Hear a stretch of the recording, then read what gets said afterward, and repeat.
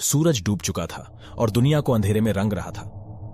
मैं जानता था कि मुझे इतनी देर तक गाड़ी नहीं चलानी चाहिए, लेकिन मुझे घर जाना था।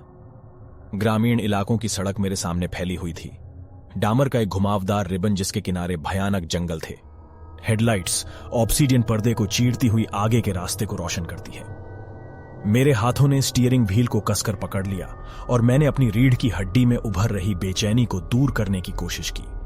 पेड़ सड़क पर खतरनाक ढंग से झुके हुए लग रहे थे, मानो वे मुझे पकड़ने के लिए आगे बढ़ रहे हों। हल्का कोहरा जमीन पर छाया हुआ था, जिससे रात में एक अलौकिक आभा जुड़ गई। मेरे रेडियो से स्थैतिक उत्सर्जन हो रहा था और मैं स्टेशन बदलने के लिए नॉब तक पहुंचा। प्रत्येक मोड़ के साथ स्थैतिकता तेज होती गई, साथ ही भयानक फुसफुसाहट भी हुई, जिसने मेरी रीढ़ की हड्डी में सिहरन पैदा कर दी। मैंने इसे बंद कर दिया, ये उम्मीद करते हुए कि शांति अधिक आरामदायक होगी, लेकिन अब एकमात्र ध्वनि मेरे दिल की लयबद्ध धड़कन थी।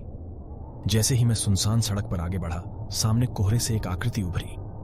मेरी सांसें गले में अटक गईं और मैंने पहिए को जोर से पकड़ लिया। वह पुराने जमाने का सफेद गाउन पहने एक महिला थी, जो सड़क के किनारे निश्चल खड़ी थी। उसके लंबे बिखरे बाल उसके चेहरे को स्पष्ट कर रहे थे, जिससे उसकी विशेषताओं को पहचानना असंभव हो गया था। डर मेरी रगों में दौड़ गया, लेकिन कुछ ने मुझे रुकने पर मजबूर कर दिया। मैंने ब्रेक मारा, कार जोर से रुक गई। महिला ने धीरे धीरे अपना सिर घुमाया। खोखली निष्प्राण आंखें दिखाई दी जो मुझे भेद रही थी। उसके होंठ फड़फड़ाए, लेकिन कोई शब्द नहीं निकला। मैं भागना चाहता था, लेकिन मेरा शरीर अपनी जगह पर जम गया हुआ लग रहा था। आखिरकार मैं खिड़की नीचे करने में कामयाब रही जब मैंने कहा, क्या आप ठीक हैं? क्या आपको मदद की जरूरत है? मेरी आवाज कांप रही थी। उसने अपना सिर एक अप्राकृतिक कोण पर झुकाया और एक अलौकिक विलाप किया, जिससे मेरे अंदर तक ठंडक पहुंच गई। मेरा दिल जोरों से धड़क उठा और अंतर्ज्ञान हावी हो गया।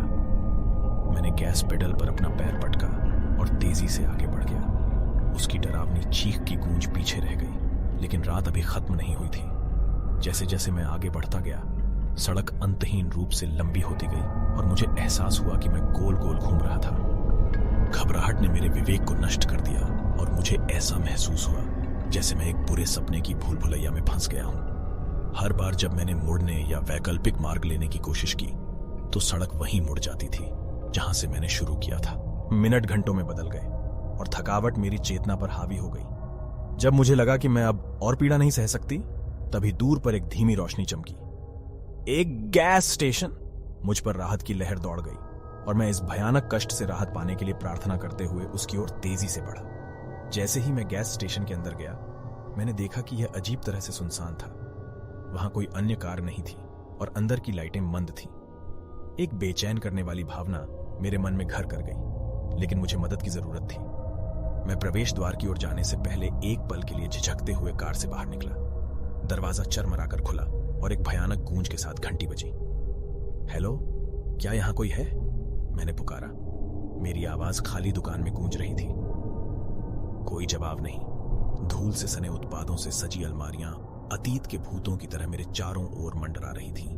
मैं काउंटर की ओर बढ़ा, जहां एक पुराना रजिस्टर रखा हुआ था जो मकड़ी के जाले से ढका हुआ था। अचानक मुझे एक हल्की सी फुसफुसाहट सुनाई दी, जैसे कि चाबी के छेद से हवा की आवाज हो। चले जाओ। मैं खाली स्टोर को स्कैन करते हुए पीछे मुड़ा। वहां कौन है? मैंने पूछा। मेरी आवाज कांप रही थी। फुसफुसाहट बार बार दोहराई गई, इस बार और तेज हो गई। बाहर निकलो। मैंने आज्ञा का पालन किया और अपनी कार की ओर तेजी से वापस चला गया। जैसे ही मैं गैस स्टेशन से दूर चला गया, मैंने अपने रियर व्यू मिरर में आकृतियां देखी।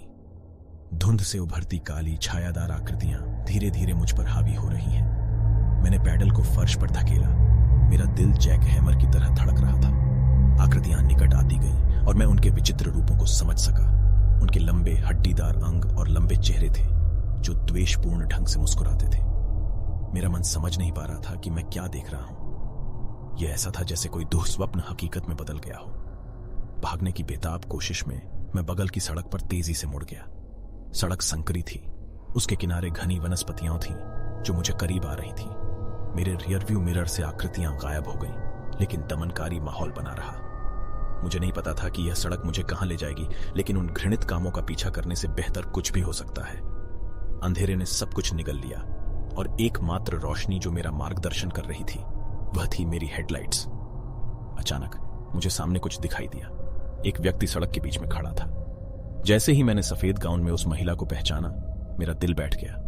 वही महिला थी जिसका मैंने पहले सामना किया था। यह कैसे संभव हुआ? इससे पहले कि मैं प्रतिक्रिया दे पाता, वह गायब हो गई और कार जोर से हिल गई, जैसे कि उसने किसी चीज से टक्कर मार दी हो। मैंने कार रोकी और बाहर निकला।